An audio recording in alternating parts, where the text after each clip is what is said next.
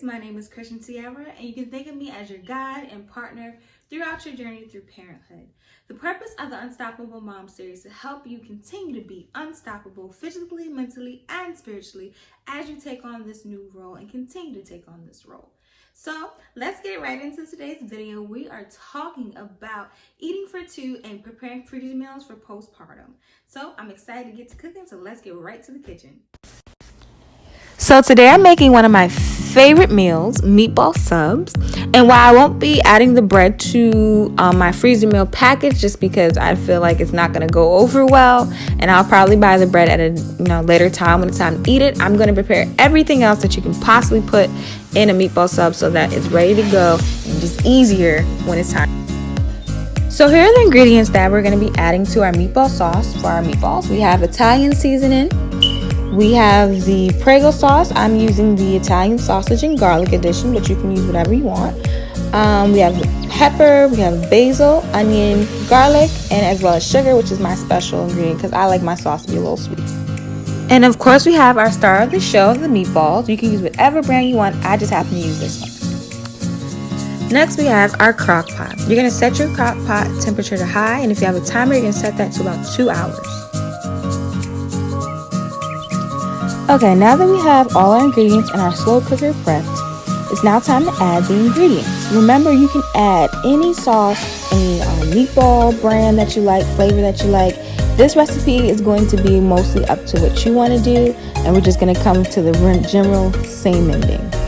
So I add my sauce in there, and then I'm going to add a second jar of sauce on there just because it just didn't seem like there was enough sauce, so I ended up adding a little bit of water, and then on top of that adding another jar of Prego sauce. Now with adding water to your sauce, you want to be careful. The purpose of adding water is just to stretch your sauce out a little bit, but we have to remember that we're not making a soup here, and we want to maintain that thickness that already comes with the sauce. So just add a little bit of water and keep an eye on that when you're adding water to your sauce. So now that you have your sauce together, it's time to add our meatballs. So I added the entire bag of meatballs just because I knew I would be making a lot. So you can use however many meatballs you want, but generally you want to use the whole bag since we're doing a prep meal.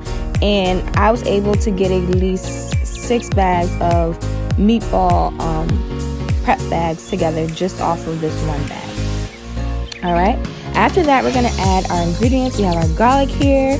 You can add garlic, pretty much all these seasons to your preference. I don't really use measurements, I just kind of go with what I like. So then I added the basil. Don't use too much basil though, because basil can sometimes take over your meal, as well as Italian.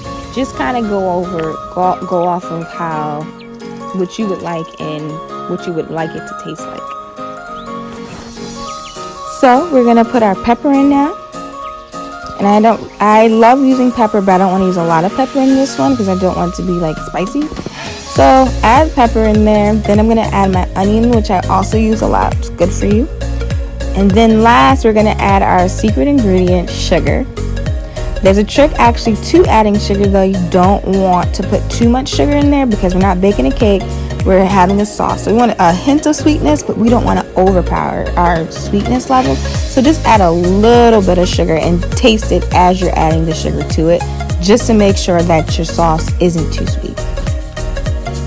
Alright, now that we have all our ingredients, and we're going to mix all our ingredients into our sauce so we can make sure all our flavors are incorporated throughout our sauce.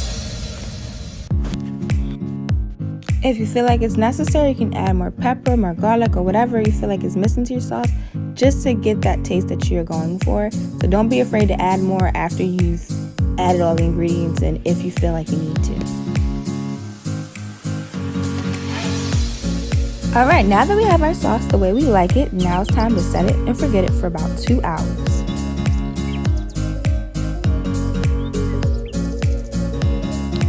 So now that our meatballs are ready, I'm going to show you guys how to make the garlic butter. So I'm going to use Earth Balance vegan butter and just regular fresh garlic. Now the garlic butter is going to be used to basically add to your bread once you get your sub bread for your meatball sub. Now, you can put as much butter as you want and garlic as you want. It's just basically just like the meatballs are going to be to your preference. So I'm going to be making a lot of butter because I like that kind of buttery taste in my bread. So I put a good amount of butter in that bowl. Then I'm going to do the same with garlic because I'm just in love with the taste of garlic.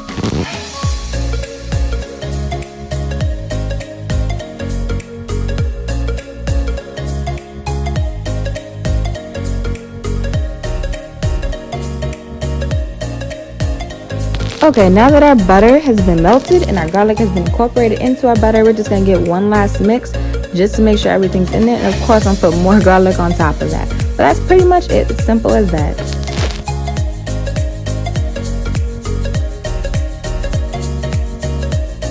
Okay, here's a tip from my fellow messy cooks. Use a funnel on top of a plastic bag. This will make the whole process a lot easier and neater when you transport your butter into the bags. Now it's time for the fun part, packaging our meatball subs away and prepping them for the freezer. So of course you want to start by marking your bag so you know exactly when you put it in there so that you can kind of keep track of, how long before it spoils. So then I marked and labeled all of the bags before I even got started and put the food in. So I decided to use a large freezer bag to hold everything, a snack bag for my butter and cheese, and then a regular sandwich bag for my meatballs. That way, everything will fit neatly inside the large freezer bag. Alright, now that you have all your ingredients, begin filling up all your bags. And honestly, this part was kind of fun and just relaxing to do.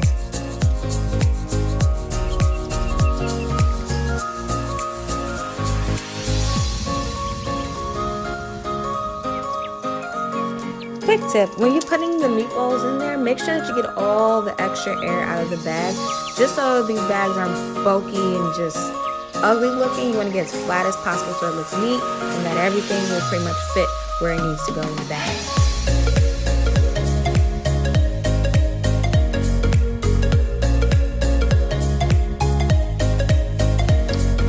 Another tip that I would say is also let your meatballs cool down. If I didn't say it earlier, let your meatballs cool down so that one, it's not melting your cheese, and also you're going to prevent freezer burn by letting your meatballs come down to a regular warm temperature before taking, it to the freezer. You don't want to put hot food directly in the freezer. It's going to ruin it.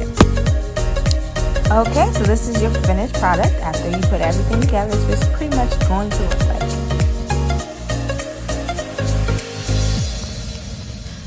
So after the long process, we're finally done.